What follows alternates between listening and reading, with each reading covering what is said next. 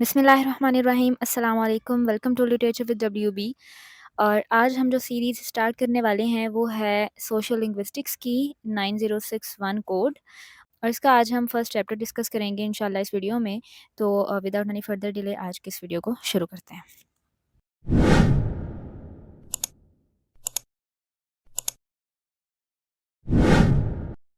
तो सबसे पहला हमारा जो टॉपिक है वो है introduction to social linguistics.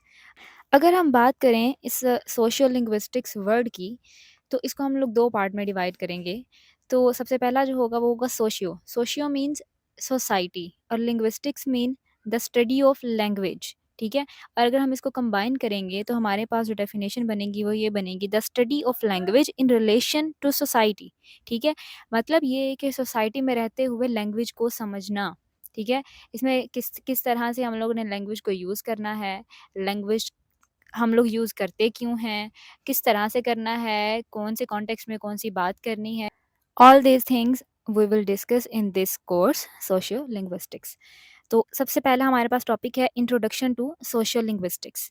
Language को अगर हम लोग स्टडी करें, तो हम लोगों को ये पता चलता है कि ये डीपली कनेक्टेड है सोसाइटी के साथ, ठीक है? ऑफ़ कोर्स हम इंसान हैं, हम लोग जो हैं वो एक सोसाइटी में रहते हैं और सोसाइटी में रहते हुए एक-दूसरे के साथ जब हम लोग कनेक्शन बिल्डअप करते हैं, तो वो किसके थ्रू करते हैं? थ्रू लैंग्वेज, ठीक है? तो जो लैंग्वेज है, वो बहुत डीपली कनेक्टेड है सोसाइटी के साथ। अब लैंग्वेज के थ्रू ही हम लोग क्या करते हैं कि हम लोगों को पता चलता है कि अगले का बिहेवियर कैसा है, ठीक है? एक-दूसरे के साथ हम लोग अपने इम्पोर्टेंट मैसेजेस, इम्पोर्टेंट इन्फॉर्मेशन और साथ ही साथ अपने इमोशंस को कन्वे करते हैं। थ्रू लैंग्वेज ही हम लोग एक-दूसरे के साथ अपनी फीलिंग्स को, अपनी एबिलिटीज़ को एक्सप्रेस करते हैं, अपने बारे में दूसरों को बताते हैं, दूसरों के बारे में जानते हैं और इस तरह से हम लोग सोशल रिलेशनशिप्स जो हैं सोसाइटी में रहते हुए बिल्ड अप करते हैं। अब ये जो सारी चीज़ें हैं, ये किस पे रिलाई कर रही होती हैं? इन सब से हम लोगों को कुछ सवालात के जवाब मिल रहे होते हैं कि हू आर यू? आप कौन हैं? ठीक है? आपका ताल्लुक किस चीज़ से है? इसके अलावा आप कहाँ से बिलॉन्ग कर रहे हैं? आपकी आइडियोलॉजीज़ क्या हैं?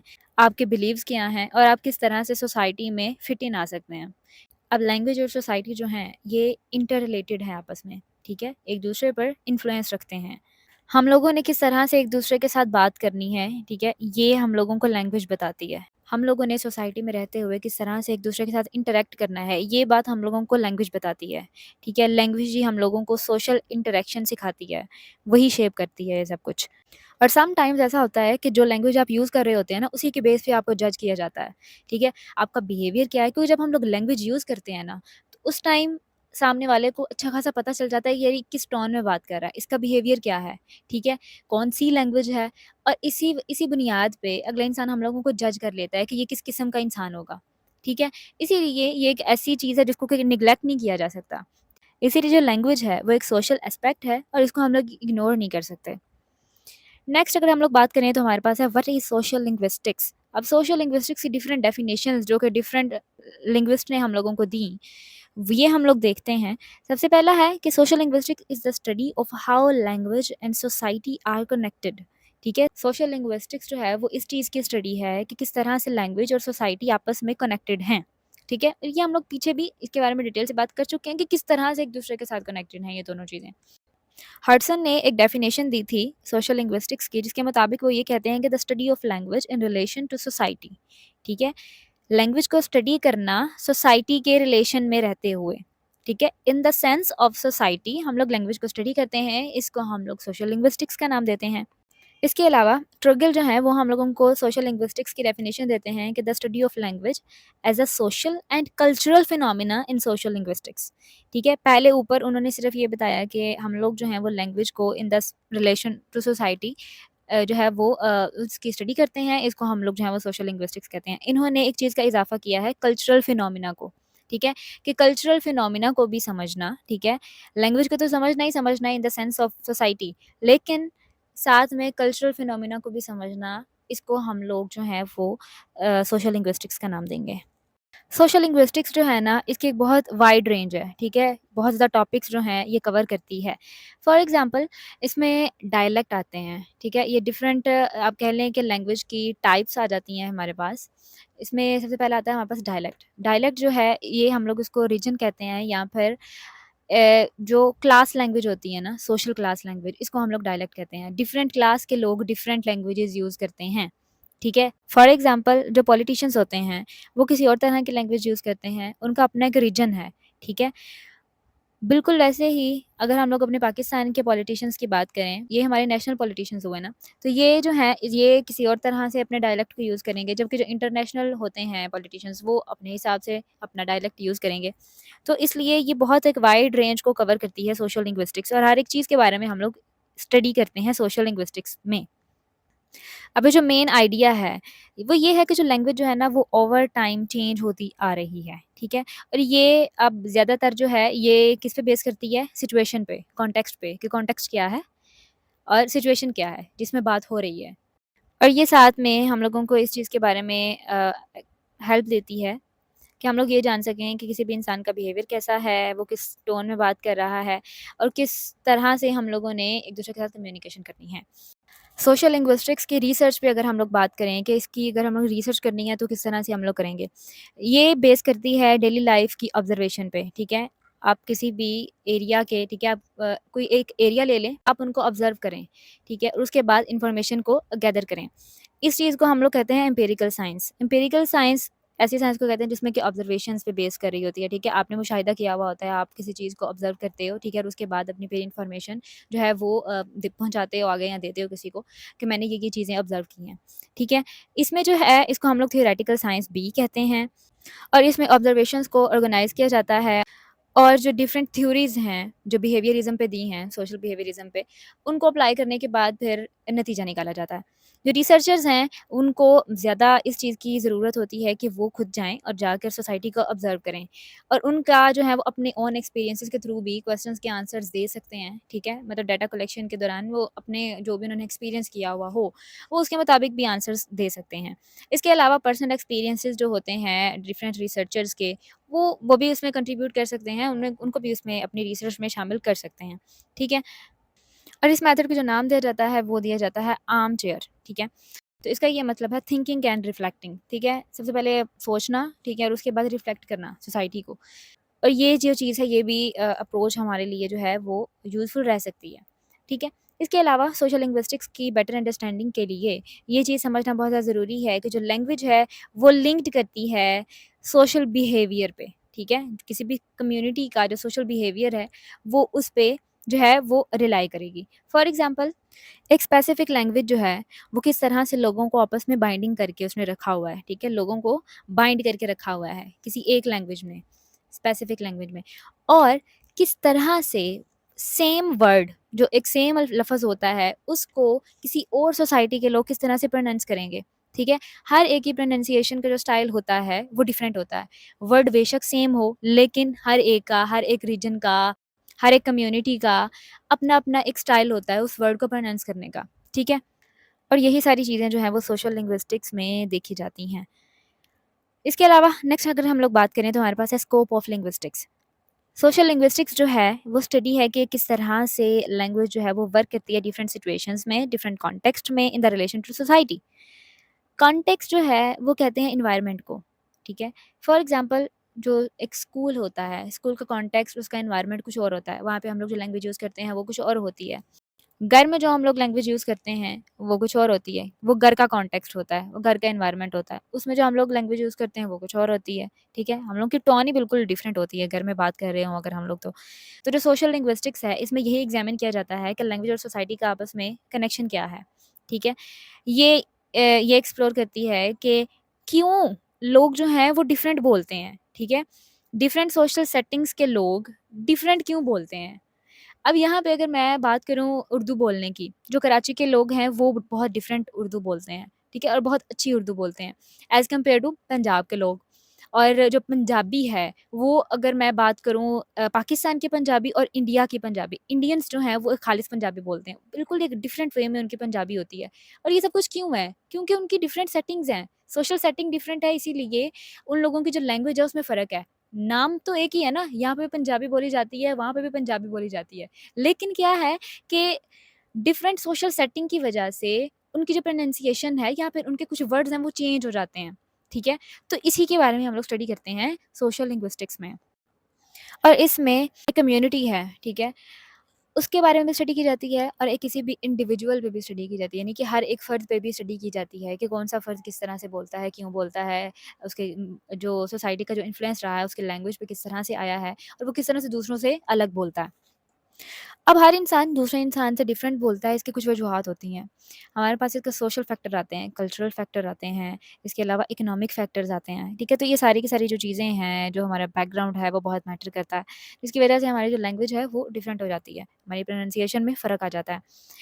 जो सोशल लिंग्विस्टिक्स है, इसके 3 डिफरेंट लेवल्स हैं। सबसे पहला है स्ट्रक्चरल। स्ट्रक्चरल में हम लोग ये देखते हैं कि जैसा कि नाम से ज़ाहिर हो रहा है कि किसी चीज़ के स्ट्रक्चर की बात हो रही है, और अगर स्ट्रक्चर की बात हो रही है, तो इसमें हम लोग ये देखते हैं कि प्रोनंसिएशंस किस तरह से हैं, ठीक है? वर्ड को किस तरह से प्रोनाउंस किया जा रहा है, वोकैब्युलरी कौन-सी यूज़ हो रही है, टेंस कौन से यूज़ हो रहे हैं और सोशल कॉन्टेक्स्ट क्या है। ओके, ये स्ट्रक्चरल में आ गया। इसके अलावा फंक्शनल। अब फंक्शनल है, इसमें ये एम्फसाइज़ किया जाता है कि जो कोई भी लैंग्वेज है वो एक सोसाइटी में किस तरह से फंक्शन करेगी, ठीक है? वही बात के कॉन्टेक्स्ट के हिसाब से हम लोग अपनी लैंग्वेज को यूज़ करते हैं। स्कूल में है तो डिफरेंट लैंग्वेज यूज़ करेंगे, लैंग्वेज का फंक्शन कुछ और होगा, घर है तो कुछ और होगा, ऑफ़िस में है तो कुछ और होगा। और जो तीसरा है वो है सोशल। अब जो लैंग्वेज है ना, वो हम लोगों के सोशल बिहेवियर और फिनोमेना वगैरह को भी एक्सप्लेन करती है। कोई भी इंसान पता है अगर कोई गुस्से में बात कर रहा है तो हम लोगों को पता चल जाएगा, हाँ ठीक है, ये गुस्से में बात कर रहा है। क्यों? क्योंकि उसके वर्ड्स की वजह से, उसके बिहेवियर की वजह से, उसके टोन की वजह से। अगले इंसान की जो टोन होती है उसे हम लोगों को पता चल जाता है कि अच्छा ये गुस्से में है, प्यार से बात कर रहा है या नॉर्मल बिहेवियर है इसका, ठीक है? तो जो सोशल लिंग्विस्टिक्स है इसको फर्दर 2 अप्रोचेज़ में डिवाइड किया गया है। जो पहली अप्रोच है हमारे पास वो है micro social linguistics. Micro social linguistics को हम लोग कंपैरेटिव ओरिएंटेशन भी कह सकते हैं। कंपैरेटिव किस तरह से कि हम लोग जो है वो एक पर्सन का दूसरे पर्सन के साथ कंपैरिज़न करवा रहे होते हैं कि ये शख्स दूसरे इंसान से क्यों डिफरेंट बोल रहा है। किसी भी इंसान की जो सोसाइटी होती है ना, वो उसके बोलने पर इन्फ्लुएंस रखती है। हर एक इंसान का अपना-अपना एक यूनिक वे होता है बात को करने का, वर्ड्स को प्रोनाउंस करने का, ठीक है? और इसको हम लोग जो है इडियोलेक्ट का नाम देते हैं। और किस तरह से लोग आपस में एक-दूसरे के साथ कम्युनिकेट करते हैं और वो किस पे बेस कर रही होती है, उनके सोशल फैक्टर पे, ठीक है? ये मेन फ़ोकस होता है कि जो लैंग्वेज का जो स्ट्रक्चर है, वो क्या है और लोग उसको किस तरह से यूज़ कर रहे हैं। इसमें हम लोग जो हैं वो डिफरेंट लेवल्स जो हैं वो लैंग्वेज के देखते हैं, जिसमें कि डायलेक्ट, एक्सेंट, रजिस्टर, ठीक है? ये डिफरेंट लेवल्स हैं लैंग्वेज के, ठीक है? और स्टाइल्स, जॉर्गन्स, ये सारी की सारी जो चीज़ें हैं ये हम लोग नेक्स्ट वाले चैप्टर में जाके डिस्कस करेंगे। फिलहाल आप सिर्फ ये याद रखें कि ये डिफरेंट लेवल्स होते हैं लैंग्वेज के, ठीक है? और लैंग्वेज भी एक तरह की नहीं होती है, डिफरेंट तरह की होती है और ये लेवल्स हम लोग नेक्स्ट वाले चैप्टर में जाके डिस्कस करेंगे।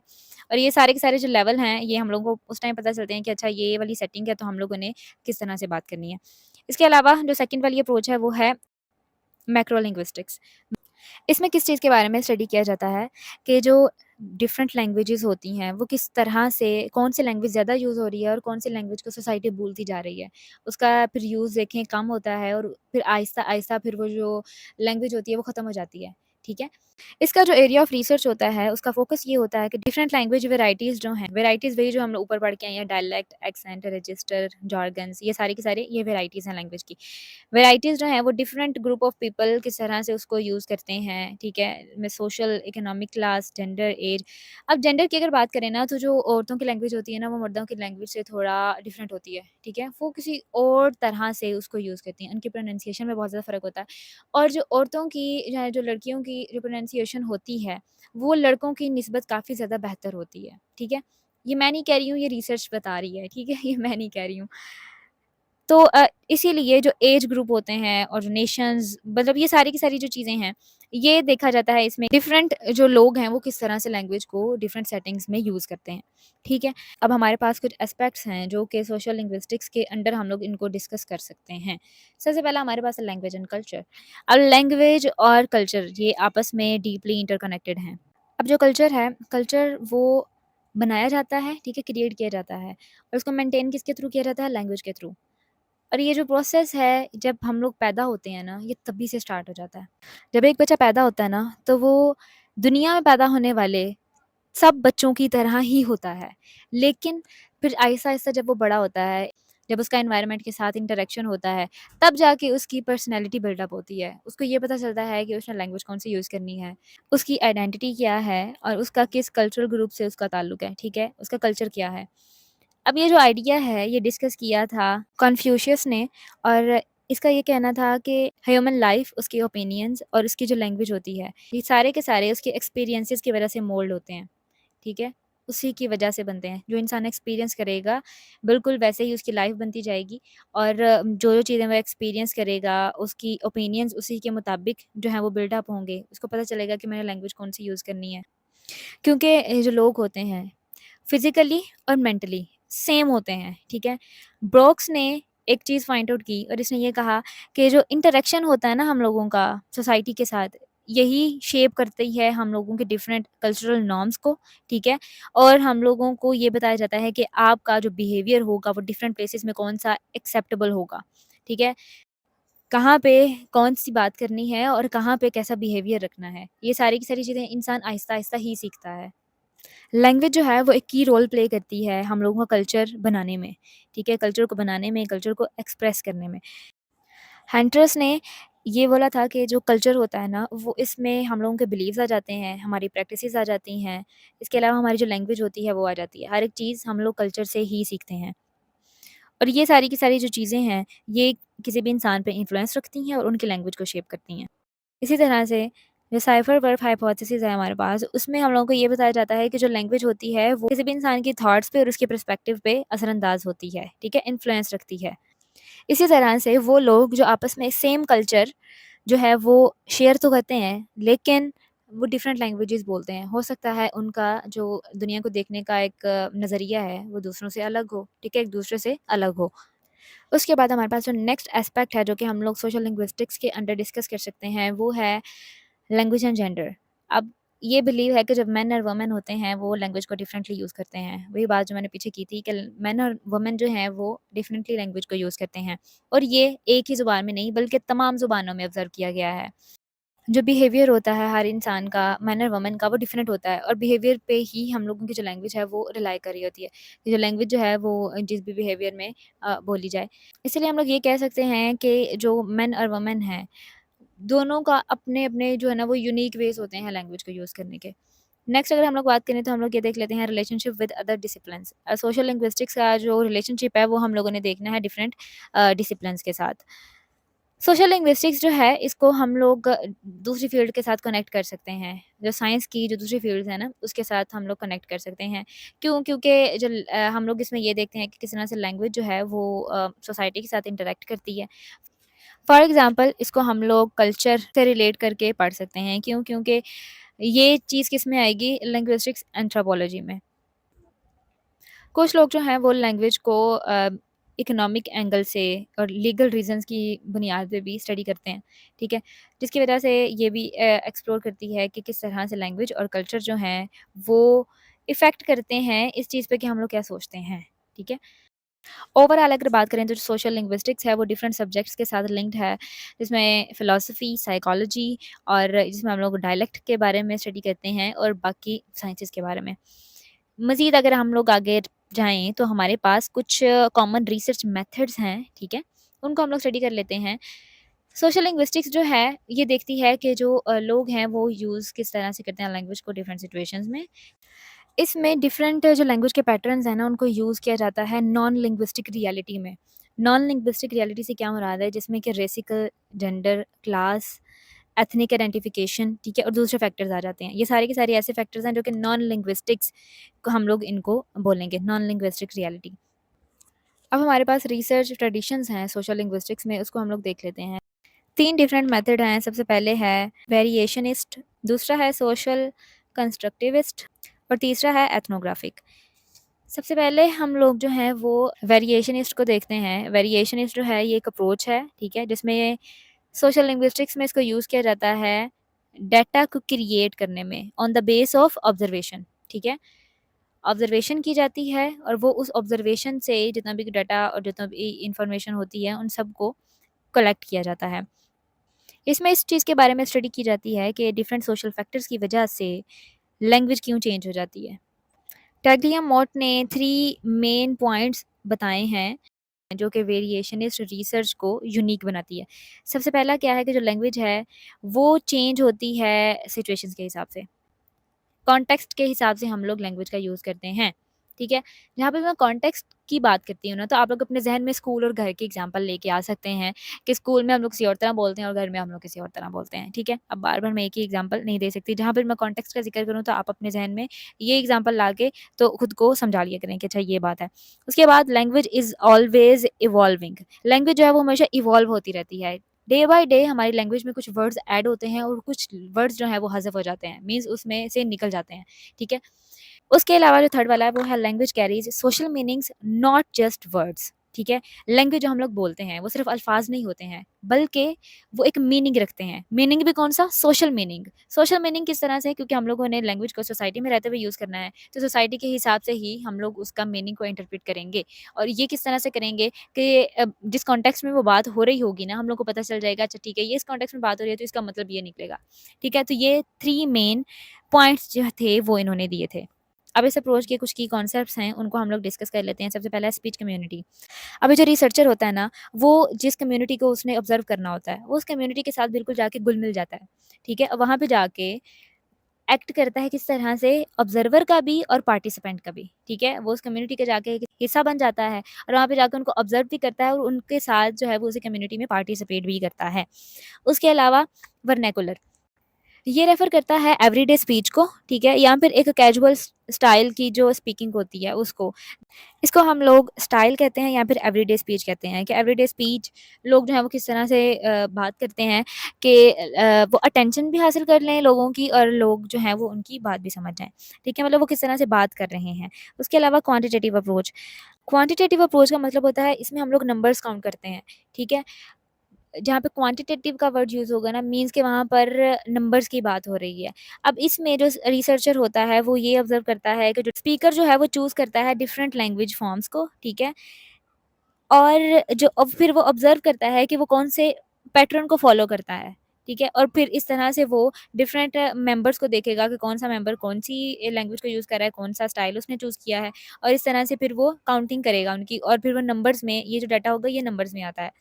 इसके अलावा लिंग्विस्टिक्स वेरिएबल इसमें हम लोग लिंग्विस्टिक्स यूनिट्स के बारे में स्टडी करते हैं जिसमें कि हमारे पास फोनोलॉजिकली मॉर्फोलॉजिकली सेमेंटिक लेक्सिकल सिंटैक्टिक ये सारी चीज़ें आ जाती हैं ठीक है और इसमें ये देखा जाता है कि डिफरेंट वेज में ठीक है डिफरेंट वेज में कौन सी बात कही गई है कहा बहुत थोड़ा जाता है लेकिन बात का जो मतलब होता है वो ज़्यादा होता है ठीक है थोड़ा कहना लेकिन ज़्यादा समझना ठीक है ये आएगा लिंग्विस्टिक्स में इसके अलावा अकाउंटेबिलिटी अब डिफरेंट लैंग्वेज की जो वेरिएशंस हैं उनको समझना चाहिए भले ही वो वहाँ पे यूज़ हो रही हैं या नहीं यूज़ हो रही फिर भी उसको एनालिसिस जो है वो लाजमी उनका होना चाहिए उसके अलावा हमारे पास है सोशल कंस्ट्रक्टिविस्ट सोशल कंस्ट्रक्टिविज्म जो है ये हम लोग को सजेस्ट करता है कि जो everything around us is shaped by social system we live in जो हमारा सोशल सिस्टम होता है वही हर एक चीज़ को शेप कर रहा होता है जिसमें हम लोग रह रहे होते हैं ना वही हर एक चीज़ को शेप कर रहा होता है लिंग्विस्टिक्स में ये जो अप्रोच है ये फोकस करती है आइडेंटिटी के थीम पे किसी भी इंसान की आइडेंटिटी क्या है ठीक है सोशल कंस्ट्रक्टिविस्ट जो होते हैं उनका ये एम होता है कि जो लैंग्वेज होती है उसको सिर्फ और सिर्फ स्ट्रक्चर ना किया जाए, ठीक है? जिसमें कि हम लोगों के पास रूल्स और वेरिएशंस ऑफ लैंग्वेज आ जाती हैं, सिर्फ उन पे ध्यान ना दिया जाए, बल्कि ये देखा जाए कि प्रेज़ेंट सिचुएशन में किसी भी लैंग्वेज को किस तरह से यूज़ करना है, क्यों? क्योंकि लैंग्वेज यूज़ करने की वजह से आपकी जो आइडेंटिटी है वो बिल्डअप होती है, ठीक है? आपकी आइडेंटिटी डेवलप होगी इसकी वजह से। सो लैंग्वेज को कॉन्टेक्स्ट के लिहाज से, प्रेज़ेंट सिचुएशन के लिहाज से यूज़ करना है, ताकि आपकी आइडेंटिटी डेवलप हो। एज़ अ रिज़ल्ट ये जो अप्रोच है इसमें कौन-कौन सी चीज़ें आती हैं ethnicity, gender, nationality, identity, minority dialect हर एक चीज़ की डेवलपमेंट और उसका चेंज, ठीक है? उसके अलावा जो थर्ड था हमारे पास वो था एथनोग्राफिक। एथनोग्राफिक ये एक ऐसा ट्रेडिशनल रिसर्च है जिसमें कि फ़ोकस किया जाता है कि कोई भी जो इंडिविजुअल है, वो किस तरह से परसीव करता है सोशल वर्ल्ड को, ठीक है? और इसमें जो रिसर्चर होता है ना, वो बहुत लॉन्ग टर्म के लिए किसी भी एक कम्युनिटी में इन्वॉल्व हो जाता है, ठीक है? वहाँ पे जाके रहना शुरू करेगा, वही एज़ अ पार्टिसिपेंट और एज़ अ ऑब्ज़र्वर भी, ठीक है? एंथ्रोग्राफिक रिसर्च में ये एम्फसाइज़ किया जाता है कि किसी भी स्पीकर का बिलीफ क्या है, उसके सोशल नॉर्म्स क्या हैं, उसकी डिज़ायर्स क्या हैं, ये सारी की सारी चीज़ें किस तरह से इन्फ्लुएंस रखती हैं उस पे जो वो बोलता है। इसीलिए किसी भी लैंग्वेज का सोशल मीनिंग को अंडरस्टैंड करने के लिए ये बहुत ज़्यादा इम्पोर्टेंट है कि उसकी सोशल और कल्चरल कॉन्टेक्स्ट को समझा जाए, जहाँ पे वो बात हुई हो, ठीक है? जो नेक्स्ट है हमारे पास वो है language and communication, social linguistics perspective. अब कम्युनिकेशन जो है वो की पार्ट है सोशल लिंग्विस्टिक्स में, ठीक है? क्योंकि हम लोग इसमें यही बात कर रहे हैं ना कि कम्युनिकेशन किस तरह से होती है सोसाइटी में रहते हुए, लैंग्वेज को किस तरह से यूज़ करना है, ठीक है? तो डेल हैम्स ने इसको एंथ्रोग्राफी कहा है, एंथ्रोग्राफी ऑफ कम्युनिकेशन, ठीक है? Which is called the ethnography of speaking. अब ये जो अप्रोच है इसमें वही वाली बात आ रही है जहाँ पे एंथ्रोग्राफी का वर्ड आ जाता है ना, इसका ये मतलब है कि जो भी कोई रिसर्चर है वो उस सोसाइटी में जाके, उस कम्युनिटी में जाके रहना शुरू करेगा, ठीक है? एक लॉन्ग टर्म के लिए, और वहाँ पे जाके लोगों को ऑब्ज़र्व करेगा, ठीक है? उनकी हर एक चीज़ को नोट करेगा, उनका जो लाइफ़ है उसको, और सोसाइटी में रहने वाले लोगों का जो कल्चर है, उसके बारे में वो कंप्लीट इन्फॉर्मेशन लेगा, उसको ऑब्ज़र्व करेगा, ठीक है? अब ये जो एंथ्रोग्राफी है, ethnography of speaking looks at how language used in within a culture, यानी कि कल्चर, किसी भी कल्चर में रहते हुए कोई भी इंसान कौन सी लैंग्वेज और कैसे यूज़ करता है। पंजाब का कल्चर है तो पंजाबी किस तरह से बोली जाती है, सिंध का कल्चर है तो वहाँ पे जो सिंधी है वो किस तरह से बोली जाएगी, ठीक है? तो ये मैं सिर्फ एग्जांपल दे रही हूँ कि कल्चर में रहते हुए लैंग्वेज किस तरह से लोग यूज़ करते हैं। ये जो भी कोई रिसर्चर है वो इसमें ये ऑब्ज़र्व करेगा। अब हैम्स ने ये एम्फसाइज़ किया है कि इसमें ये चीज़ इन्वॉल्व होती है कि जो लोग होते हैं वो कैसे कम्युनिकेट करते हैं, उनकी जो कम्युनिकेशन होती है ना, वो बेस कर रही होती है उनके नॉर्म्स पे, उनकी प्रैक्टिसेस पे, ठीक है? जो भी वो बात कर रहे होते हैं, ठीक है? वो ये सारी की सारी जो भी उनकी जो बात कर रहे होंगे ना, उसमें वो झलक रहा होगा कि अच्छा, ये इसकी जो नॉर्म्स हैं या इसकी जो प्रैक्टिसेस हैं, वो ये हैं। कोई भी इंसान किसी भी इंसान की बातों से ये अंदाज़ा लगा लेगा, ठीक है? अब एंथ्रोपोलॉजिकल पर्सपेक्टिव को समझने के लिए इसके कुछ एस्पेक्ट हैं, ठीक है? वो हम लोग देख लेते हैं। सबसे पहले स्पीच पैटर्न को समझना बहुत ज़्यादा ज़रूरी है। जो रिसर्चर है उसको ये इस चीज़ के बारे में इन्वेस्टिगेशन कर लेनी चाहिए कि लैंग्वेज को डिफरेंट सिचुएशंस में किस तरह से यूज़ करना है, ठीक है? कम्युनिकेशन स्किल्स के बारे में अच्छी तरह से मालूमात होनी चाहिए। इसके अलावा the analysis should consider the social and cultural context of the community. कोई जो भी एनालिसिस है वो किसके अंडर होना चाहिए, सोशल और कल्चरल दोनों के कॉन्टेक्स्ट में। उस कम्युनिटी का जो भी कल्चर है, जो भी सोशल एस्पेक्ट है उनके, उन सब के अंडर रहते हुए इन सब चीज़ों को कंसिडर किया जाना चाहिए, ठीक है? जिसमें कि हमारे पास लिंग्विस्टिक्स एस्पेक्ट भी आ जाते हैं। और फाइनली ये जो अप्रोच है ये डिस्क्राइब करती है कि methodical and evidence based study, यानी कि एविडेंस होना ज़रूरी है। आप हवा में बातें नहीं कर सकते। आपने कंप्लीट इन्फॉर्मेशन जो है वो कलेक्ट की हो, ठीक है? ऑब्ज़र्व किया हो, आपके पास एविडेंस मौजूद हो हर एक चीज़ का कि मैं ये बात किस बेस पे कर रहा हूँ, मैंने कम्युनिटी को किस तरह से ऑब्ज़र्व किया है और ये रहा मेरी सारी की सारी इन्फॉर्मेशन, ठीक है? तो यहाँ पे एक एविडेंस बेस्ड स्टडी होनी चाहिए। नेक्स्ट उसी का पार्ट है हमारे पास politeness and social interaction. Communication में जो पोलाइटनेस है उसको डिफरेंट पर्सपेक्टिव से देखा जाता है। जो लिंग्विस्टिक्स इंटरैक्शन होता है इसमें सोशल इंटरेक्शन देखा जाता है जिसमें कि सोशल डिफरेंसेस और क्लोजनेस आ जाती है। सोशल डिफरेंसेस और क्लोजनेस से क्या मुराद है कि इसमें एक्सटर्नल और इंटरनल दोनों फैक्टर्स आ जाते हैं। एक्सटर्नल फैक्टर्स जिसमें कि स्टेटस, एज, पावर, ठीक है? ये सारी चीज़ें आ जाती हैं। जबकि जो इंटरनल फैक्टर होते हैं वो ये फ्रेंडलीनेस, डिग्री ऑफ इम्पोज़िशन, ठीक है? ये सारी चीज़ें आ जाती हैं। अब इसका क्या मतलब है? जो एक्सटर्नल फैक्टर होते हैं, अब यहाँ पे जो लिंग्विस्टिक्स इंटरैक्शन की बात हुई है ना, वो ये हुई है कि किसी भी इंसान का जो स्टेटस है, अगर कोई इंसान एक लो स्टेटस वाला है और वो किसी हाई स्टेटस वाले से बात कर रहा है ना, तो उसका आप अंदाज़ा करेंगे कि बात करने का बिल्कुल ही एक अलग अंदाज़ होगा, ठीक है? उस हाई स्टेटस वाले इंसान का भी और जो लो स्टेटस वाला इंसान है, उसका भी, ठीक है? वो बहुत पोलाइटली बात कर रहा होगा और जो हाई स्टेटस वाला इंसान होगा, वो एक रोब से उसके साथ बात कर रहा होगा, ठीक है? तो ये लिंग्विस्टिक्स इंटरैक्शन में आता है। और अगर हम लोग इंटरनल फैक्टर की बात करें तो उसमें रहती है फ्रेंडलीनेस। अगर हम अपने दोस्तों से बात कर रहे हैं तो हमारी जो टोन होगी वो डिफरेंट होगी। हम लोग डिफरेंट वर्ड्स का इस्तेमाल करेंगे। इनफैक्ट जो फ्रेंड्स होते हैं वो तो आपस में ओए करके भी बात कर लेते हैं। एक-दूसरे को निकनेम से बुलाएँगे, ठीक है? तो ये सारी की सारी ये लिंग्विस्टिक्स इंटरैक्शन है। तो ये डिपेंड करता है कि पोलाइटनेस जो है वो किस हिसाब से होगी, ठीक है? मतलब वो इंटरनल और एक्सटर्नल फैक्टर्स को सामने रखते हुए तभी हम लोग जो हैं वो लिंग्विस्टिक्स इंटरैक्शन करेंगे। अब ये जो पोलाइटनेस का कॉन्सेप्ट है ना, वो डिफरेंट कल्चर्स में, एक कल्चर से दूसरे कल्चर में वेरी करता है। समटाइम्स हो सकता है एक कल्चर में एक ऐसी बात जो कि पोलाइट समझी जा रही हो, वो किसी दूसरे कल्चर में इम्पोलाइट समझी जा रही हो, ठीक है? इसीलिए कहते हैं कि कल्चर और सोशल फैक्टर ये दोनों चीज़ें जानना बहुत ज़्यादा ज़रूरी है, ताकि आप कोई भी ऐसी बात ना करें जो कि लगे कि आप बुरा लग रहा है, ठीक है?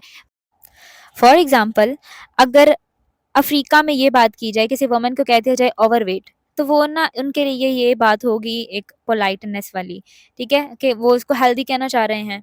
लेकिन अगर यही बात अमेरिका में किसी औरत को कह दी जाए कि यू आर ओवरवेट, तो उसको गुस्सा आ जाएगा, उनके लिए ये बहुत ही रूड बात होगी, ठीक है? तो ये इम्पोलाइटनेस में आ जाएगा। इसीलिए अफ्रीका में वो चीज़ नहीं इम्पोलाइट समझी जा रही, लेकिन अमेरिका में वो चीज़ इम्पोलाइट समझी जा रही है।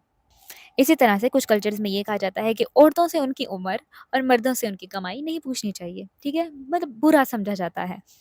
फॉर एग्ज़ाम्पल अगर हम लोगों ने किसी को कहना है शट द डोर, तो हम लोग 3 तरीकों से कह सकते हैं। पहला है शट द डोर प्लीज़, तीसरा है will you please shut the door, उसके बाद थर्ड वाला है if you don't mind please shut the door, ठीक है? यहाँ पे 3 डिफरेंट वेज़ हैं कि हम लोग किसी को कुछ कह रहे हैं, एक काइंड रिलेशनशिप बिल्ड अप करने के लिए, ठीक है? कि हम चाह रहे हैं कि भाई किसी इंसान को बुरा ना लग जाए, ठीक है? हम लोग बहुत पोलाइटली उससे बात करना चाह रहे हैं कि किसी भी इंसान को हमारी ये ना लग रहा हो कि हम अगले इंसान को हुक्म दे रहे हैं, ठीक है? इसीलिए ऐसे वर्ड्स का इंतखाब करें कि अगला इंसान को लगे कि ये एक हम्बल रिक्वेस्ट यार हमसे कर रहा है, तो इसीलिए हम इसका काम कर देते हैं, ठीक है? तो ये चीज़ आ जाती है पोलाइटनेस और सोशल इंटरैक्शन में।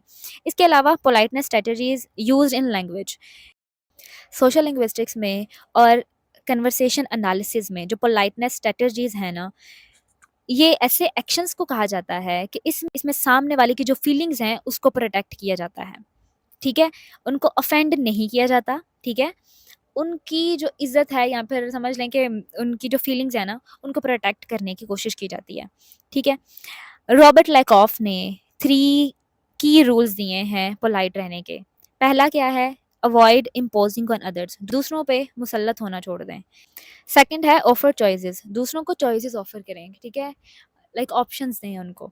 थर्ड वाला है डोंट ऑफेंड, दूसरों को ऑफेंड नहीं करें, instead make the other person feel good, दूसरों को ऑफेंड करना छोड़ें बल्कि उनके साथ अगर आपने बात करनी है ऐसे अंदाज से करें कि उनको अच्छा फील हो, और अगर नहीं कर सकते तो कोई बात ही ना करें, ठीक है?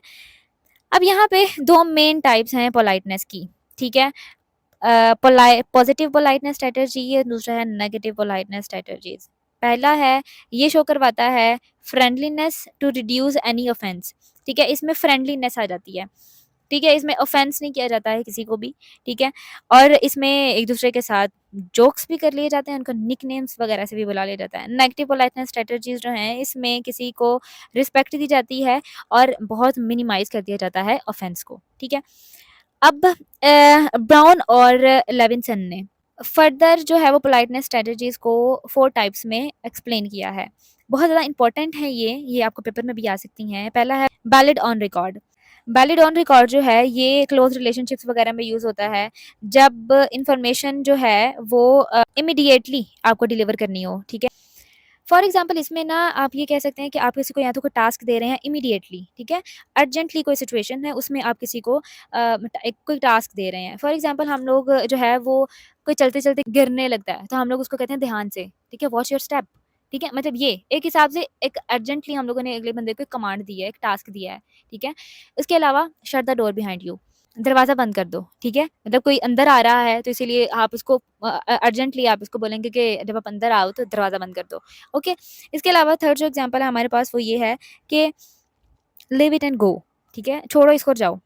फ़ौरन से हम लोग ये कह रहे हैं कि छोड़ो इसको और जाओ। उसको अर्जेंटली हम लोग किसी चीज़ के लिए टास्क दे रहे हैं। इसके अलावा पॉजिटिव पोलाइटनेस, इसमें फ्रेंडलीनेस की एक सेंस जो है ये हम लोगों को दी जाती है, ठीक है? इसमें जो इन्वॉल्व होती हैं ऐसी सिचुएशंस जो कि एक दूसरे के साथ जोक्स भी कर लिए जाएँ तो अगले इंसान को बुरा ना लगे। स्पीकर होता है और जो हेयरर होता है, दोनों जो है वो कन्वर्सेशन में इंटरेस्ट ले रहे हों। इसके अलावा नेगेटिव पोलाइटनेस, इसमें इस चीज़ को अवॉइड किया जाता है कि आप इंटरेक्शन के दौरान किसी पे इम्पोज़ हो रहे हो, ठीक है? अपनी कोई भी जो कमांड है, अपनी कोई बात दूसरों पे इम्पोज़ कर रहे हो, ये चीज़ नेगेटिव पोलाइटनेस में आती है। इसमें ये आता है कि आप दूसरों से फ़ौरन से माफ़ी माँग लेते हो और इसमें डिमांड नहीं ज़्यादा होती। इसके अलावा अगर आपने कोई क्वेश्चन पूछना है या आपका कोई कंसिडरेशन है, तो आप बहुत वो एक हम्बल तरीके से पूछोगे किसी से, ठीक है? फॉर एग्ज़ाम्पल ये कहा जाता है कि sorry to hear about your dad, आपके वालिद साहब के बारे में मतलब सुन के बहुत अफ़सोस हुआ। अगर किसी से कोई रास्ता पूछना हो, तो आप किसी से ये कह सकते हैं pardon me, can you please tell me where the Saint Catherine's church is, ठीक है? मतलब किसी से कोई रास्ता पूछ रहे हो, तो आप उससे एक हम्बल रिक्वेस्ट ही कर सकते हो ना, ठीक है? आप उस पे अपना कोई फ़ैसला मुसल्लत नहीं कर रहे हो या आप उसको कोई कमांड नहीं दे रहे हो, ये नहीं कह रहे हो कि हाँ, मुझे बताओ कहाँ पे है ये। पहले आपने उससे माज़रत की, ठीक है? कि माफ़ कीजिएगा, क्या आप मुझे बता सकते हैं कि रास्ता कहाँ जाता है या ये चीज़ यहाँ कहाँ पे है, ठीक है? इसके अलावा ऑफ रिकॉर्ड, अब ये जो स्ट्रैटेजी है, इसमें जो कम्युनिकेशन होती है वो इनडायरेक्टली होती है और जो स्पीकर है वो अपनी कंप्लीट इंटेंशन नहीं बताता, सिर्फ़ वो जो बात कहता है वो लिसनर पे छोड़ देता है कि वो मेरी बात खुद ही समझ जाए। फॉर एग्ज़ाम्पल आपको कोई कहता है कि my back hurts a lot, a pain killer would help.